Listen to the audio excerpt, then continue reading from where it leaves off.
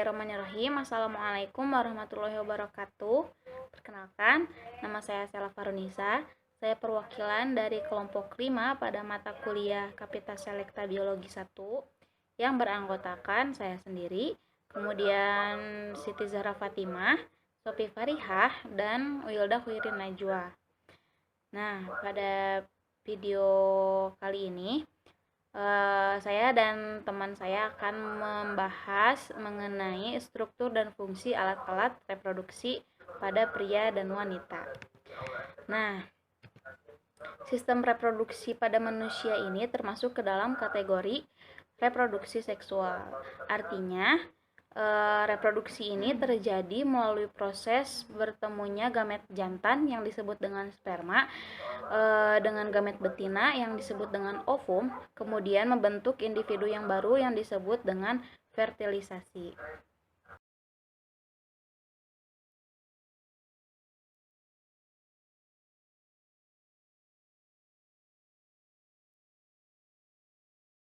Nah, untuk pembahasan yang pertama yaitu alat reproduksi pada laki-laki. Nah, teman-teman semuanya tentunya udah tahu kan apa alat reproduksi pada laki-laki? Ya, betul. Alat reproduksi pada laki-laki itu yaitu penis. Nah, penis ini berfungsi sebagai alat penetrasi pada vagina wanita saat kopulasi atau bersetubuh. Nah, selain itu, penis juga berfungsi sebagai saluran kencing atau urin sekaligus tempat keluarnya cairan sperma. Nah, penis ini terbagi menjadi 3. Yang pertama adalah akar atau basis yang menempel pada dinding perut bagian bawah, kemudian batang penis, dan yang ketiga adalah kepala penis, yaitu bagian yang ditutupi oleh lapisan kulit. Nah, untuk selanjutnya, pada sistem reproduksi pria ini terdapat bagian eksternal dan bagian internal. Pada bagian eksternal, terdapat skrotum yang merupakan kulit pembungkus testis dan epididymis. Nah, skrotum ini berfungsi sebagai penjaga suhu pada testis. Kemudian ada kepala penis yang merupakan bagian ujung penis yang terdapat lubang sebagai saluran uretra untuk mengeluarkan urin sekaligus mengeluarkan cairan air mani atau sperma. Kemudian pada bagian luar sistem reproduksi pada pria terdapat testis. Nah, testis pada pria ini berjumlah 1 pasang, kemudian berbentuk oval dan terletak dalam skrotum. Nah, di dalam testis ini terjadi proses pembuatan sel kelamin jantan dan hormon kelamin. Pada testis terdapat pembuluh halus yang disebut dengan vas seminiferus yang mengandung calon sperma pada bagian dindingnya. Di antara vas seminiferus ini terdapat sel yang bernama sel interstitial yang berfungsi menghasilkan hormon kelamin, misalnya testosteron. Nah, selain itu, terdapat juga sel besar, kemudian sel Sertoli yang berguna sebagai pemberi makanan pada sperma.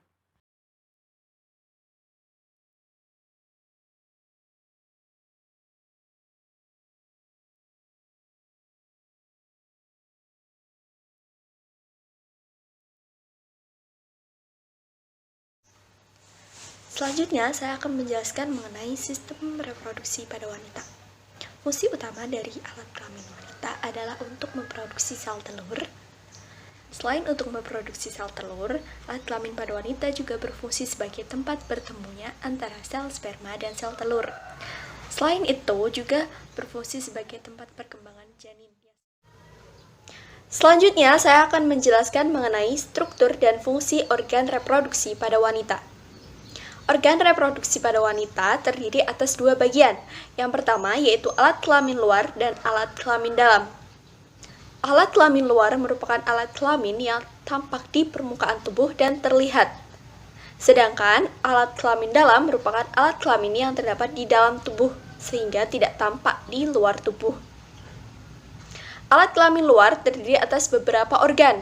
Yang pertama yaitu labia mayora atau bibir besar. Labia mayora merupakan struktur terbesar alat kelamin wanita yang tebal dan berlapiskan lemak. Labia mayora ini mengelilingi organ pada alat kelamin luar lainnya dan berakhir menjadi mons pubis. Labia mayora mempunyai fungsi sebagai pelindung organ-organ internal. Selanjutnya yaitu labia minora atau bibir kecil. Labia minora merupakan lipatan kulit yang halus dan tidak memiliki lapisan lemak. Labia minora mempunyai fungsi sebagai pelindung bagi saluran kemih wanita. Yang ketiga yaitu mons veneris atau tonjolan lemak yang besar sebagai pertemuan antara sepasang labia mayora. Fungsi dari mons veneris adalah untuk melindungi alat genitalia dari masuknya kotoran. Selanjutnya yang keempat yaitu klitoris atau yang biasa disebut juga dengan kelentit. Klitoris merupakan tonjolan kecil dan memanjang serta homolog dengan penis pada pria. Sebagian besar tersembunyi di antara kedua labia minora dan berfungsi sebagai perangsang seksual. Selanjutnya yaitu orificium urethrae, yaitu merupakan muara dari saluran kencing yang terletak di bawah klitoris. Fungsi dari orificium urethrae merupakan untuk mengeluarkan air kemih. Dan selanjutnya yaitu himen. Himen sering disebut juga dengan selaput darah. Fungsi dari himen adalah untuk mengelilingi atau menutupi sebagian dari muara vagina. Yang terakhir dari alat kelamin luar yaitu kelenjar Bartholin.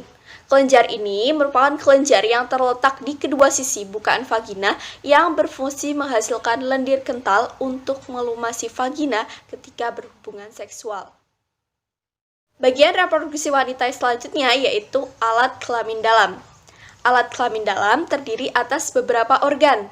Yang pertama yaitu vagina.